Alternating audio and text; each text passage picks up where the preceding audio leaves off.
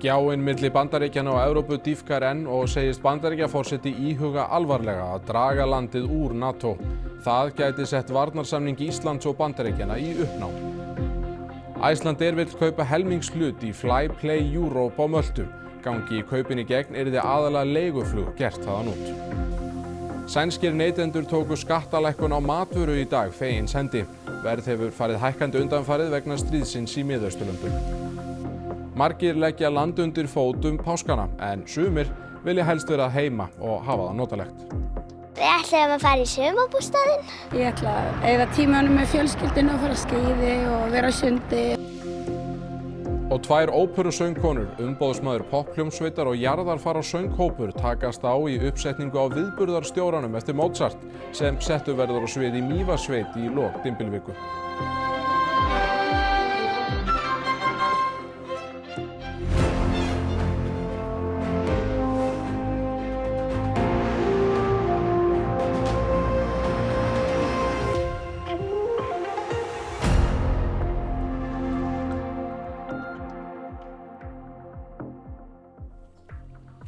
Komið þið sæl.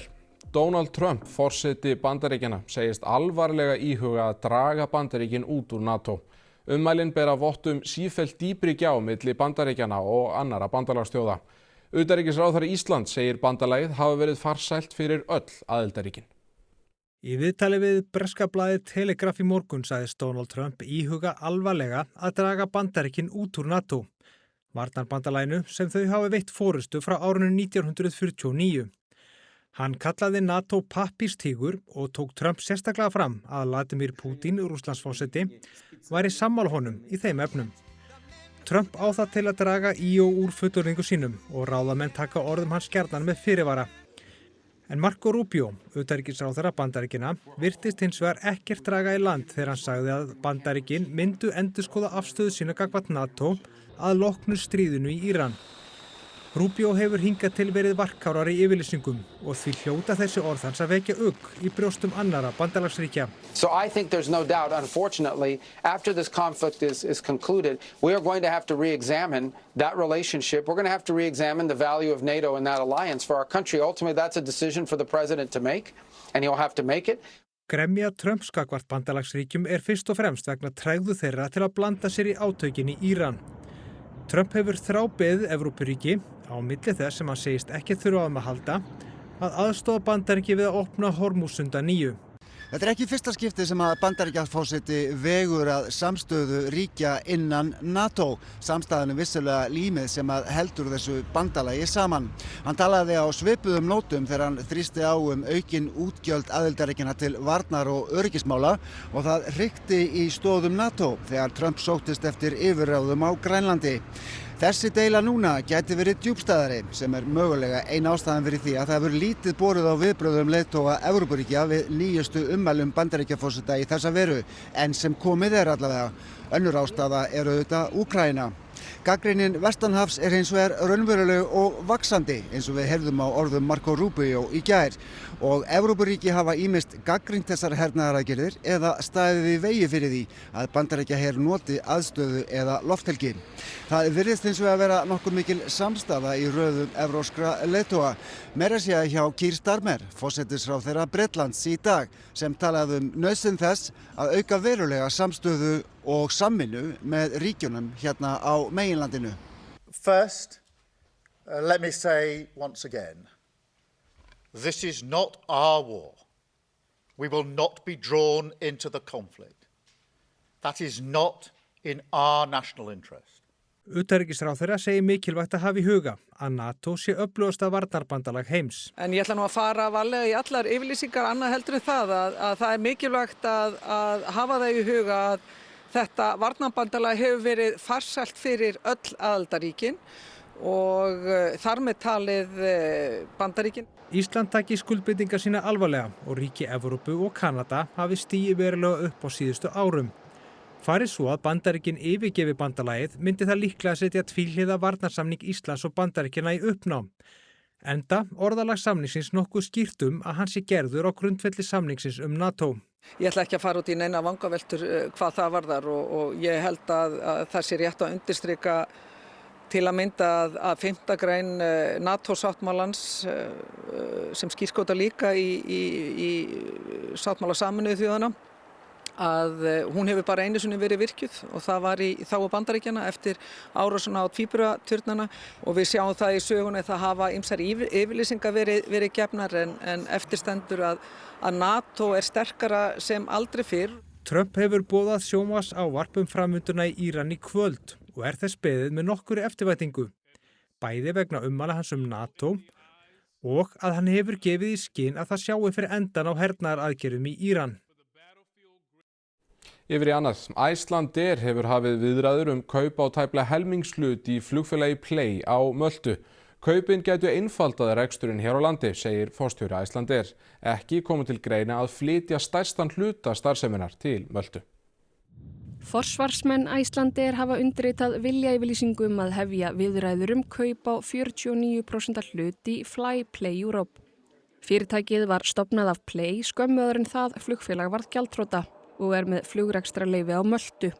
Hlutabréfaverð í Icelandair rauk upp vegna fréttanna og hækkaði rúm 7% í dag. Forstjóri Icelandair segir að fari kaupin í gegn auki það sveigjanleika félagsins. Icelandair sé í flotabreytingum og hugsanlega verði eldri vélar gerðar út frá Möltu og starfsemin hér á landi einfölduð. Við erum fyrst og fremst að horfa á þetta fyrir leiguflugstarfsemin okkar loftleiði. Það eru til dæmis loftferðarsamningar á Möltu, þeir eru með betra kerfi hvað það varðar heldur en við Íslendingar. Þá líka við tvísköttunarsamninga, þannig að það er ýmislegt í þessu sem bara eykur okkar möguleika og þess vegna erum við að skoða þetta. En við verðum áfram íslenskt flugfélag að langmestu leyti með íslenska starfsmenn eins og erum með í dag. Flyplay Europe er í eigu fjárfesta og lífeyrissjóða. Bogi á von á að viðræður standi næstu vikur. Bara viðræður eru algjöru frumstigi og hvað þetta varðandi Möltu og vera með annað flugrekstrarskiptin, þetta er eitthvað sem við sjáum mörg flugfélög vera með á okkar markuðum og Atlanta íslenska flugfélagi er með starfsemi á Möltu sem dæmi og þannig að ef þetta verður að veruleika þá verður svolítið að fylgja þróun sem er bara eiga sér stað í geiranum. Ekki séu áætlanir að flytja stærstan hluta starfsemi Icelandair til Möltu. Nei, ég held að það kom ekki til greina. Okkar viðskiptalíkan snýst að langmestu leyti þennan hub sem við erum að reka hérna í Keflavík og það er okkar viðskiptamódel og okkar base er hér. Sóttvarnalæknir telur þörf á betra skipulagi og kortlagningu með neyðarbirgðum lyfja hér á landi. Efla þurfi viðbúnað til að hægt sé að bregðast við mögulegum áföllum. Ísland tekur þátt í samstarfsverkefni Evrópusambandsins og 25 Evrópuríkja undir heitinu Joint Action Stockpile eða samstarf birgðir sem miðar að því að efla sameiginlega viðbúnað gagnvart alvarlegum heilbrigðisógnum.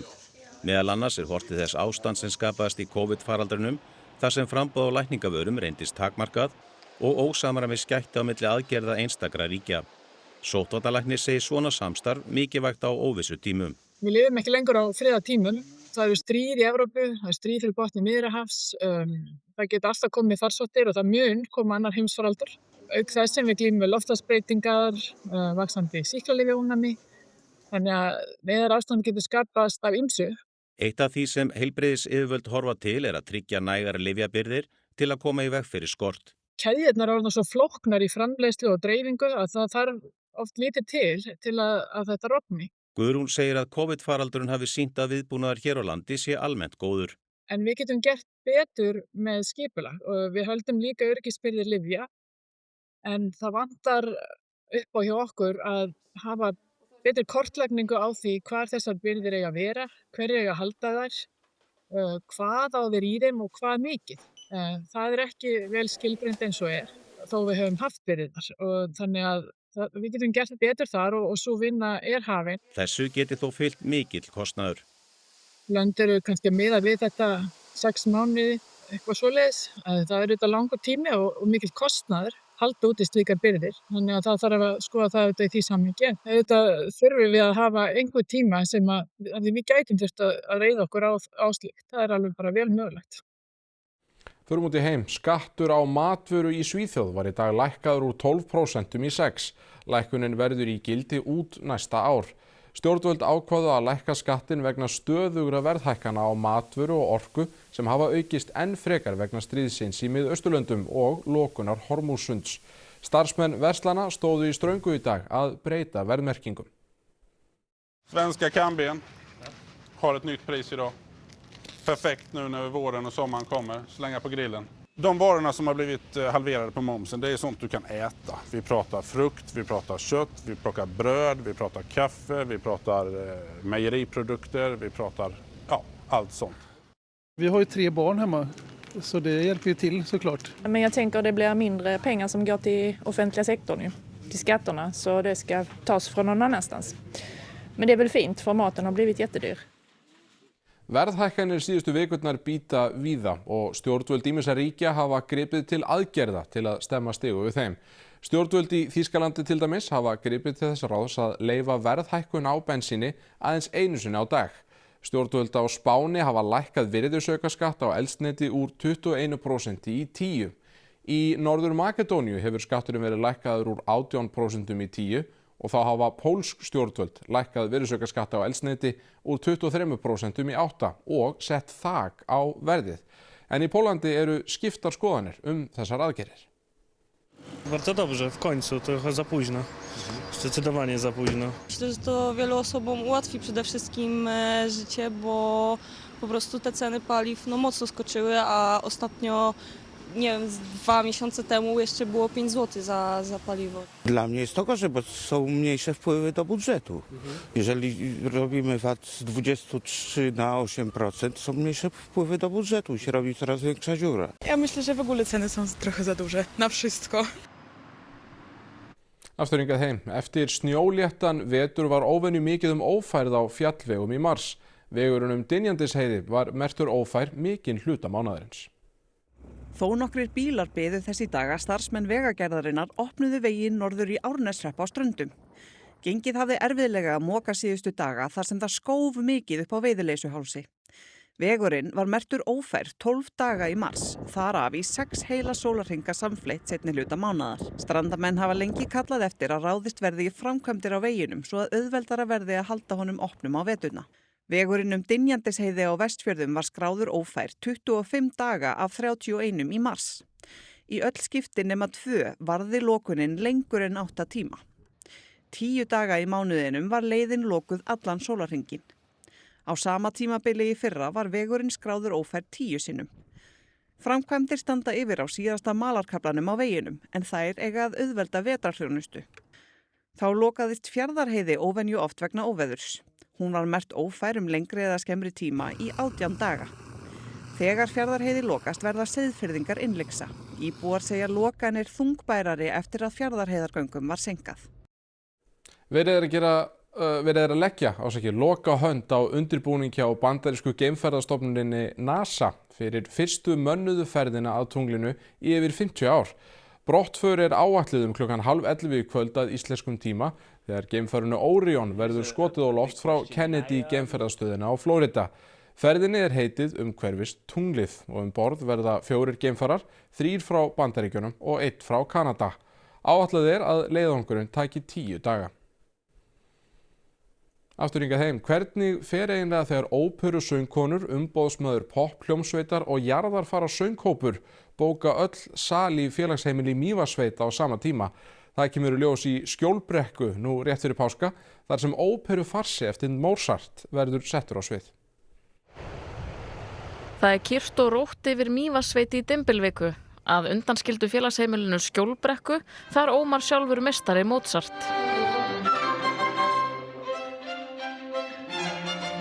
Við litum inn á æfingu á viðburðarstjóranum sem verður sýndur á skírdag og föstudaginn langa.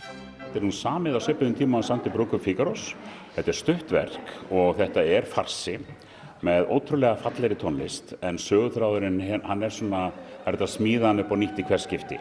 Hátíðin Músík í Mývatnssveit hefur verið haldin í aðdraganda páska frá 1998.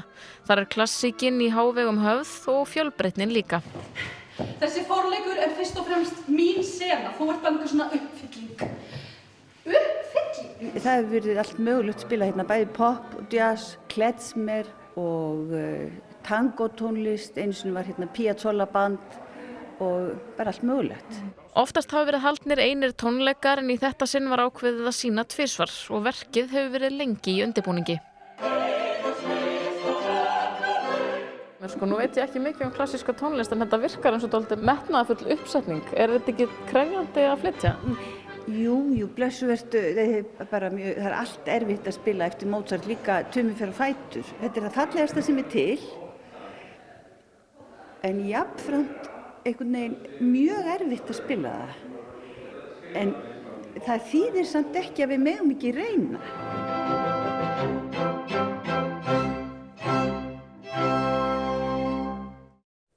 Ein stærsta ferðahelgi ársins framundan og margir eru þegar farnir í fríið.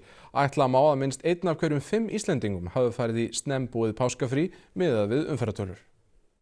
Margir á faraldsfæti þessa dagana eins og endranær páska. Ferðum Keflavíkurflugvöll fjölgar ríflega 50 og Icelandair fjölgar ferðum 3 yfir páskana. Samkvæmt bráðabirgðatölum frá Vegagerðinni fækkaði bílum Hafnarfjarðarveg á háannatíma í morgun miðað við sama tíma í síðustu viku næstum 3 eða 29% og umferð Reykjanesbraut við Smáralind dróst saman 15 eða 20% sem bendir til að páskafríð sé þegar byrjað hjá mörgum. Hver eru plönin hjá ykkur páskana? Það er bara að vera inn á Siglufirði og vera þar í sælurreitnum okkar. Við ætlum bara að fara í sumarbústaðinn okkar. Já, og bara hafa það huggulegt? Að hafa það bara huggulegt, já. Við ætlum að fara í sumarbústaðinn. Gerið þið það oft? Já. Stendur nú til að fá skíði en það er svo bara hvort að veður leyfi. Er eitthvað svona páskahefðir? Bara að fela páskaeggin. Ég er að fara í Bandaríkjunum. Ég búið þarna en ég búið hér á Ísland líka. En ég er að fara til fólkskyndu mínar. Ég er bara að leiðin til Danmörkur. Hvað á að gera páskana? Fara á Ísafjörð, aldrei fór í söður. Hvað á að gera í Danmörku? Ég er að fara að hitta kærustuna, hún er í mastersnámi úti. Þannig að maður þarf að koma og fara að kíkja á hana, sko. Ferðu fljúgandi eða keyrandi? Keyrandi, erum bara að leggjast það, þess vegna er að flýta mér. Aðrir halda sig heima. Við erum með 3 börn, þannig að eitthvað svona fjölskylduvænt og skemmtilegt. Og er eitthvað svona páskahefðir? Fela páskaeggin. Ég ætla að byrja á því að halda upp á 8 ára afmæli pabba míns á morgun og svo ætla ég bara að vera heima. Við verðum örugglega bara heima, við þurfum kannski til að afa. Vera heima, fá ættingja í heimsókn. Við lesum alltaf upp málshættirna upp fyrir alla. Og helst að komast á skíði, en annars bara hafa gott og fara í sund og vera úti og bara góð mat. Ég ætla að eyða tímanum með fjölskyldinu og fara á skíði og vera á sundi. Það á að fara niður í bæ og djamma. Sumir fá eiginlega ekkert frí. Ég var líklegast bara heima að læra fyrir lokaprófin. En færðu páska eitthvað svona? Jú, við erum að fara að kaupa páskaegg núna. Í borginu og vinna? Já, þú fær ekkert páskaleyfi? Nei, ég er í vaktavinnu, þá bara erum við stundum að vinna páska. Já, og þeir sem eru ekki að vinna, þeir virðast margir vera á faraldsfæti og umferðin virðist líka vera farin að þyngjast meðan við tölur frá Vegagerðinni. Þá hefur umferð Kjalarnes og Sandskeið verið það bil 2-falt meiri í dag heldur en á miðvikudaginn fyrir viku. Árni Friðleifsson, aðstoðaryfirlögregluþjónn hjá umferðardeild, hvernig hefur svona umferðin farið af stað? Hún hefur bara gengið ágætlega í dag. Það hefur verið lítið þannig séð af vandræðum. Ég talaði við kollega mína hjá fjarskiptamiðstöð ríkislögreglustjóra hérna áðan og það er eiginlega ekkert að frétta af umferðinni. Hún bara hefur gengið mjög vel. Þannig viljum við hafa það? Þannig á það að vera. En svona hvað þarf fólk að hafa í huga svo að þetta haldi nú áfram að ganga vel? Það fyrst og fremst að spá í veðrinu. Við erum að fá núna gular viðvaranir aftur hérna yfir okkur. Þannig að ferðaveður á morgun verður væntanlega lítið og það er að gera fyrir fólk bara að fara inn á umferðin, athuga veðrið og vera ekki að ana út í neina óvissu. Það er svona fyrst og fremst þau skilaboð þessa páskana. Einmitt, og munið þið svona vera að fylgjast með umferðinni? Já, við ætlum að vera hérna bæði upp á Suðurlandsvegi og svo Vesturlandsvegi og svo náttúrulega fylgjumst við með hérna í bænum líka. Og það er kannski svona ábending til þeirra sem eru að fara út úr bænum að biðja fólk í kringum sig, ættingja, vini, nágranna að fylgjast með svona húsum og eignum og hérna þannig og loka gluggum náttúrulega þannig að það sé svona allt á hreinu í kringum húsin. Já, það að mörgu að huga fyrir páskana, ekki bara umferðinni, heldur líka heimilinu og innbúinu, en við segjum þessu lokið héðan frá Norðlingaholti. Takk fyrir það, Alma Ómarsdóttir. Snúum okkur þér, Óli Þór, ferðaveðrið, það nú ekki beint álitlegt. Nei, nóttin og sérstaklega nóttin og svona framan á morgundegi allan í það minnsta svona frekar ófrýnilegt. Það eru gula viðvaranir, það tínast inn núna frá 10 í kvöld, ein af annarri. Og það verður leiðinda veður býsna víða, en þetta fer norðaustur af landinu svona smá saman í kvöld og nótt og þá léttir það er þessar gulu byrja detta úr gildi vestast í fyrramáli þegar svona svolítið fyrir hádegi og fljótletti það ætti nú fara að skána ferðaveðri vestast af landinu, en það hins vegar mun snjóa svolítið áður en að verður svona velfært, þannig að við sjáum hvernig gulu viðvaranir koma inn ein af annarri og síðan þegar það fara að detta út aftur og það í rauninni eiginlega Suðausturland og Austfirðir sem sleppa svona einna skást frá þessu, en allir aðrir fá og Vestfirðir, en hinn í landshlutarnir fá allir gula viðvörunum tíma. Þetta svona í kvöld og nótt, en hvernig svona restin af páskunum?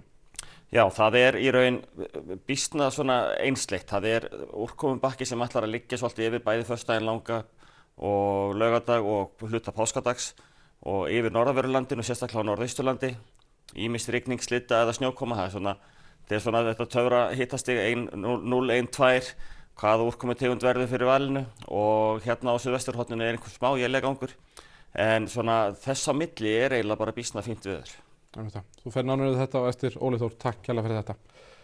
Við ætlum hins vegar að halda ferð okkar landið áfram. Skíðavikan á Ísafirði, hún hófst formlega með sprettgöngu á Silfurtorgi. Skipuleggjendur voru uggandi yfir snjóleysi langt fram eftir vetri, en lægða hrinan síðustu vikur hún bjargaði málunum. Þetta lofaði ekki beint góðu, en leið þetta skalla og þá skalli þetta á mig kvelli. Á stuttum tíma safnaðist vel af snjó í allar brekkur og skíðakappar á Vestfjörðum hugsa sér gott til glóðarinnar. Það eru farnar af stað í grænum og fjólubláu göllum. Hápunktur setningarathafnarinnar var hinn árlega sprettganga á Silfurtorgi. Snjórinn var sóttur í skafla inn í firði og honum ferjað í bæinn þar sem tróðarinn tók við. Keppnin öllum opin og samkeppnin var hörð, en Greta Smári Samúelsson og María Sif Hlynsdóttir báru sigur úr bítum. Svo verður þessu rutt frá svo við getum trammað niður í skemmu. Það verður að komast í gegnum bæinn og það aldrei búið sér söður. Það einmitt líka stórpartur af þessu. Á dagskrá skíðavikunar eru fjölbreyttir viðburðir, svo sem skíðaskotfimimót, Tíróladagur þar sem skíðasúpa verður í boði og furðufattadagur í skíðabrekkunni.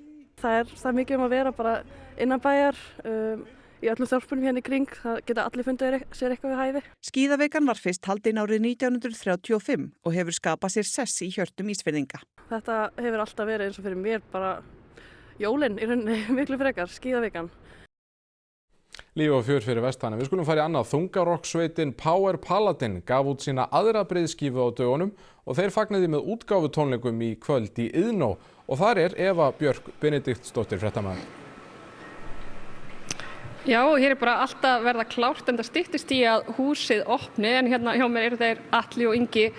Já, þið voru að gefa út þessa plötu, svona hvað getið þið sagt mér hana? Bara full af orku. Mikil gleði og hamingja, mikil vinna sem fór í hana og við bara getum ekki verið stoltari af útkomunni. En hvernig eru taugarnar svona þegar styttist í? Bara svona fínar. Spennandir. Já. Það var nú aðeins látið bíða eftir sér hérna á sviðinu, voru þarna eitthvað stressaðir að allir meðlimir myndi ekki skila sér? Já, þetta var tæft að nást með að keyra í hús en allir komnir og eru tilbúinir í slaginn. Það uppselt hérna í kvöld, svona hverju áhorfendur vona? Bara sýningu það. Já, hágjað þungarokki, mikið af gítarsólum, hávær söngur og bara gleði. Vil ég ekki fá að heyra dæmi bara? Endilega.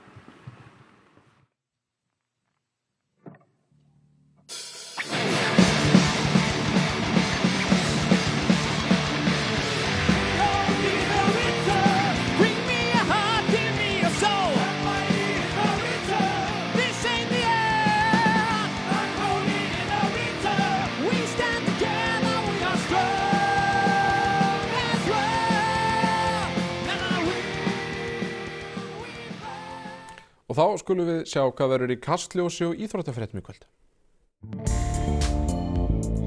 Hvaða áhrif hefur yfirvofandi olíukreppa á Ísland? Við ræðum við orkumálaráðherra og sviðsstjóra hjá samtökum iðnaðarins. Við tökum út nýja kjörkassa sem vonir standa til að reynist meðfærilegri en þeir gömlu. Þessi er ógeðslega þungur. Og stígum inn í heim Sölku-Völku. Þannig að það er mildi og fegur og svo sorgin og harmurinn og þessi vendipunktar lífs okkar. Nú loksins er endanlega ljóst hvaða 48 landslið munu spila í lokakeppni HM karla í fótbolta í sumar. 2 leikir í undankeppni Evrópu fóru í vítaspyrnukeppni í gær og stórþjóðir sitja eftir heima. Í gegnum alþjóðlega umspilið komust 2 þjóðir á HM í fyrsta skipti í langan tíma eftir spennandi viðureignir. Við kíkjum einnig á úrslitakeppni kvenna í körfubolta í íþróttum hér eftir augnablik. Og þá skulum við rifja upp helstu fréttir. Gjáin milli Bandaríkjanna og Evrópu dýpkar enn og segist Bandaríkjaforseti íhuga alvarlega að draga landið úr NATO. Það gæti sett varnarsamning Íslands og Bandaríkjanna í uppnám. Icelandair vill kaupa helmingshlut í Flyplay Europe á Möltu. Gangi kaupin í gegn yrði aðallega leiguflug gert þaðan út. Sænskir neytendur tóku skattalækkun á matvöru í dag fegins hendi. Verð hefur farið hækkandi undanfarið vegna stríðsins í Miðausturlöndum. Margir leggja land undir fótum páskana en sumir vilja helst vera heima og hafa það notalegt. Við ætlum að fara í sumarbústaðinn. Ég ætla að eyða tímanum með fjölskyldinu og fara að skíði og vera á sundi.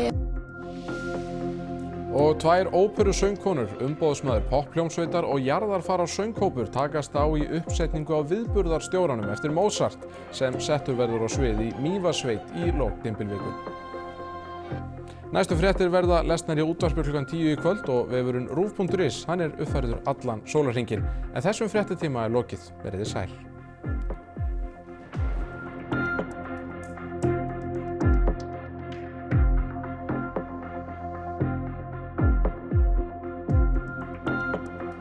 Á RÚV í kvöld. 7 ár. Íslensk heimildamynd. Rættir við hóp 7 ára barna hvaðanæva af landinu lífið og